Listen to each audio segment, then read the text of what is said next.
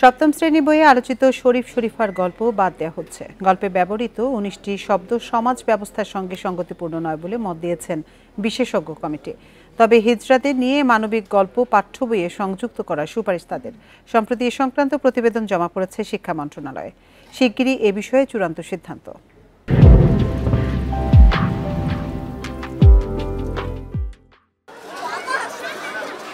চলতি বছর ষষ্ঠ থেকে নবম শ্রেণী পর্যন্ত নতুন শিক্ষাক্রমে পড়াশোনা চলছে। তবে বছরের শুরু থেকেই বিভিন্ন বিষয় নিয়ে শুরু হয় সমালোচনা। সবচেয়ে বেশি সমালোচনা সপ্তম শ্রেণীর ইতিহাস ও সমাজবিজ্ঞান বইয়ের শরীফ শরীফার গল্পটি নিয়ে, যার বিচার বিশ্লেষণের জন্য একটি বিশেষজ্ঞ কমিটি করে দেয় শিক্ষা মন্ত্রণালয়। জমা দেয়া প্রতিবেদনে গল্পটি বাদ দেওয়ার সুপারিশ করেছে কমিটি। শরীফ শরীফার গল্পে ১৯টি এবং শিক্ষা সহায়িকায় ২৪টি শব্দ সমাজ ব্যবস্থার সাথে সঙ্গতিপূর্ণ নয় বলে মত দেয়া হয়েছে, যা বাদ দিলে আর গল্পই থাকে না। সেজন্য পুরো গল্প বাদ দিয়ে সমাজে হিজড়াদের অধিকারের বিষয়ে সচেতন করতে মানবিক গল্প সংযুক্ত করার সুপারিশ করেছে কমিটি।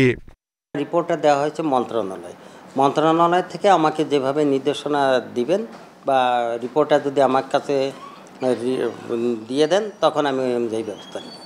এছাড়াও ষষ্ঠ থেকে নবম শ্রেণী পর্যন্ত ১৪৭টি ভুল চিহ্নিত করেছে এনসিটিবি। এসব ভুলের বিষয়ে স্কুলগুলোকে এরই মধ্যে জানানো হয়েছে। গত সপ্তাহে পাঠাইছি, চলে যাওয়ার কথা, ইতিমধ্যে সব স্কুল জানার কথা। রিমোট এরিয়ার দুই একটা স্কুল না জানতে পারে, এটা আমরা বিগত দিনেও দেখেছি। মহাপরিচালক বরাবর এগুলো পাঠায়, ওনারা দ্রুত স্কুলে এটা সার্কুলেট করে দেন।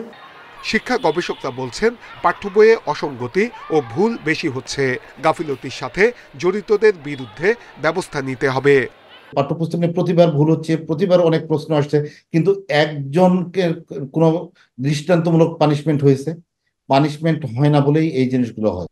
এবং এখানে একটি গ্রুপ মনে হয় বিতর্ক তৈরি করার জন্যই এই ভুলগুলো নিয়ে আসে, যে কেননা দেখে যে কোনো এখানে শাস্তিমূলক ব্যবস্থা গ্রহণ করা হয় না। নতুন শিক্ষাক্রমের মূল্যায়ন পদ্ধতি নিয়েও নানা সমালোচনা, যা এখনো চূড়ান্ত করতে পারেনি শিক্ষা মন্ত্রণালয়। নূরে আলম, ইন্ডিপেন্ডেন্ট নিউজ, ঢাকা।